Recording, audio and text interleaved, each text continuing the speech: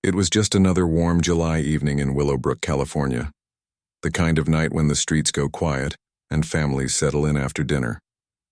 Inside a modest family home, 20-year-old Edgar Vazquez was preparing for another long shift at work.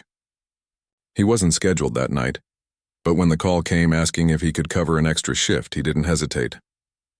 That was just the kind of person Edgar was: responsible, reliable, and always willing to help. His mother, Gabriela Moreno, still remembers it like it was yesterday. She had just gotten home when she heard the shower running. Edgar was getting ready, humming a tune, probably something he'd been drumming to earlier. When he stepped out, his mother and little sister walked him to the car, a small family ritual that made them all feel closer. They didn't know it would be the last time they'd see him alive. As Edgar got into his car, he turned to his mother and smiled. "I'll see you in the morning, Mom," he said. It was simple, ordinary, but those would be the final words she'd ever hear from him. Moments later, the sound of gunshots shattered the night. At first, no one wanted to believe it. Gunshots were rare in that quiet neighborhood, but when Gabriela and her son Angel rushed outside, a gut feeling hit them like a storm. Something wasn't right. Angel tried calling his brother's phone, no answer. He called again. Still nothing. Then came the shouting from the alley behind their home. "It's Edgar! It's Edgar!"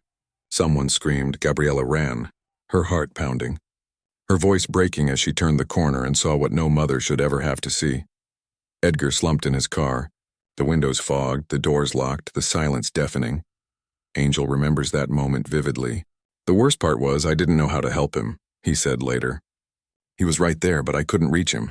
They called 911, their voices trembling, their minds refusing to accept the reality of what they were seeing." Paramedics arrived within minutes, breaking into the car to pull Edgar out.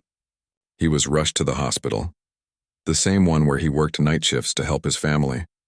But despite every effort, he was pronounced dead shortly after midnight. The time of death, 12:07 a.m. July 7, 2020, a young man's life was gone in an instant, taken by someone who, to this day, remains unknown. Back at home, the silence that followed was unbearable. His mother's cries echoed through the house.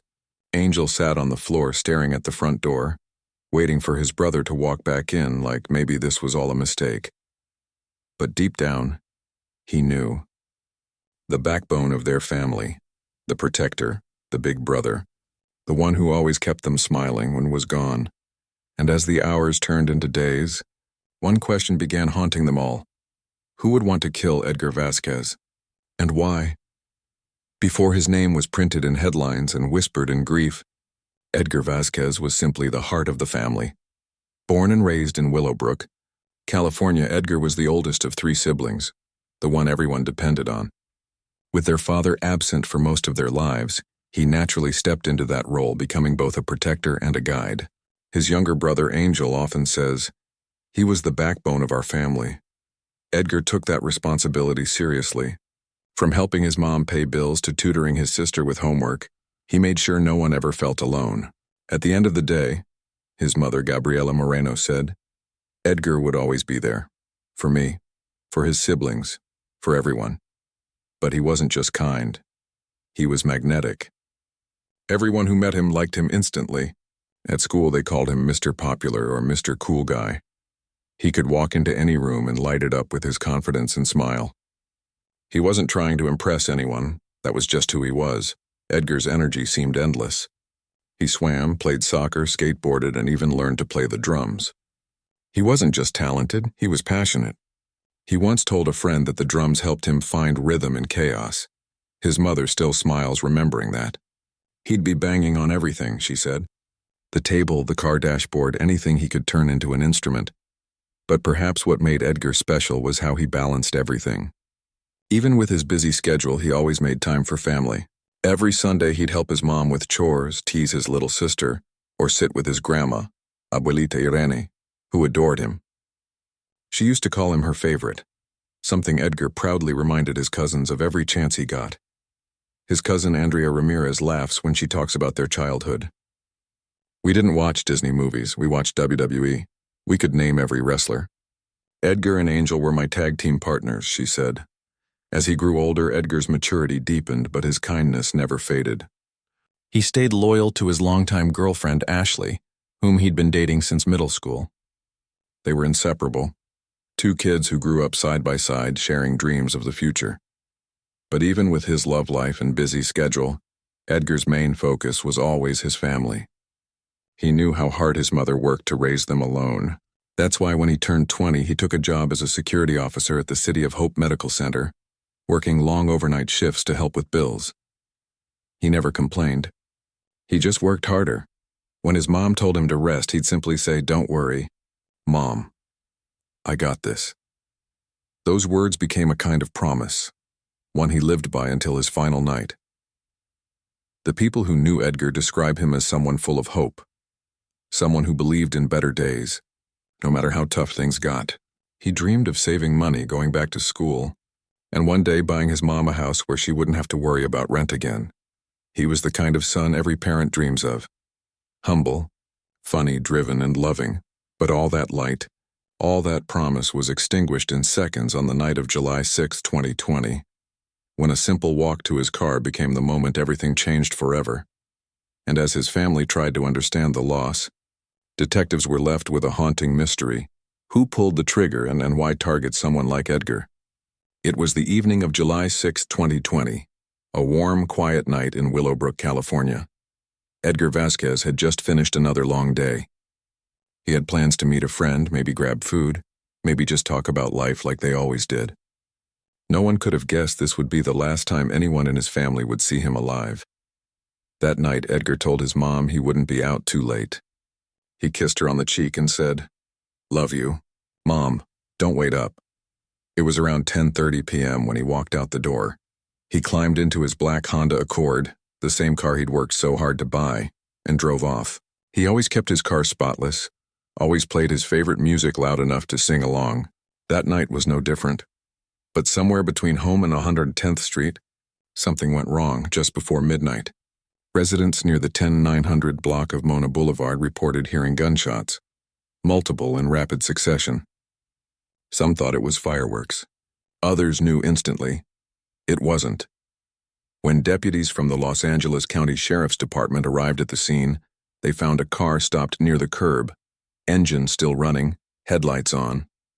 Inside was Edgar Vazquez, unresponsive, slumped over the steering wheel. He had been shot multiple times. Paramedics rushed to the scene, but there was nothing they could do. Edgar was pronounced dead before 12:30 a.m. He was only 24 years old. Back at home, Gabriella, Edgar's mother, felt something was wrong before the call even came. She later said, "I felt my heart stop. I didn't know why, but I just knew." Moments later, she heard a knock at the door. It was two officers. Faces heavy with the kind of news no parent should ever hear. Her son, her protector, her firstborn, was gone. Word spread quickly through the neighborhood. Friends, cousins, and neighbors gathered outside, crying, hugging, asking questions no one could answer. Why him? He didn't have enemies. He was just going home. Detectives quickly started their investigation. The area was canvassed for witnesses, and surveillance footage was pulled from nearby cameras. But what they found only deepened the mystery. There was no sign of robbery. Nothing had been stolen, no signs of a struggle. It looked like Edgar had been targeted, but by who, and for what reason, no one could say. The crime scene revealed shell casings scattered near the street, suggesting the shooter had approached his car on foot, or possibly from another vehicle that pulled alongside him. But the footage they managed to recover was blurry, grainy, and offered no clear faces or license plates. Within days, a small memorial appeared where Edgar's car had been found. Flowers, candles, handwritten notes. One message read, "You didn't deserve this, bro." Another said, "We'll find out who did this." But months passed, and then years. Still, no arrests. No answers. For Edgar's family, the silence was unbearable. "It's like time stopped that night," said his mother. "We're still living July 6th every day." To this day, detectives believe Edgar's murder may have been a case of mistaken identity, or possibly connected to someone he knew. But without witnesses willing to talk, it remains one of Willowbrook's most painful cold cases. began as an ordinary night turned into a lifetime of grief for a family who lost the one person they thought was invincible.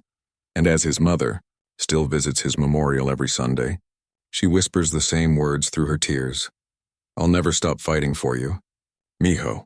In the days following Edgar Vazquez's murder, detectives with the Los Angeles County Sheriff's Department's Homicide Bureau launched a full-scale investigation. They interviewed neighbors, collected surveillance footage from surrounding blocks, and even followed up on anonymous tips that came through the Crime Stoppers hotline. But every lead seemed to go nowhere. Detectives described the case as frustratingly quiet. There were no eyewitnesses willing to step forward. No one who saw the shooter's face or even the car clearly. For Edgar's family, that silence was haunting. His mother, Gabriela Moreno, would call the detective's office every week, sometimes every day, just to ask if there was anything new.